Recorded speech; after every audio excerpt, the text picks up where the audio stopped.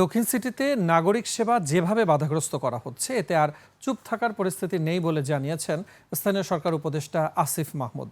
৪৪ উপজেলায় আধুনিক public library নির্মাণ কাজের ভিত্তিপ্রস্তর অনলাইনে উদ্বোধন শেষে সচিবালয়ে তিনি বলেন, ইশরাক হোসেনকে শপথ পড়ানো নিয়ে সংকটের জেরে দীর্ঘদিন ধরে দক্ষিণ সিটির কার্যক্রম স্থবির আছে। এ নিয়ে সরকারের উচ্চ পর্যায়ে আলোচনা হচ্ছে। তিনি বলেন, দক্ষিণ সিটিতে ডেঙ্গু প্রতিরোধ সহ নাগরিক সেবা নিয়ে সমস্যা হচ্ছে। এরপরও মন্ত্রণালয় চেষ্টা করছে নাগরিক সেবা দিতে।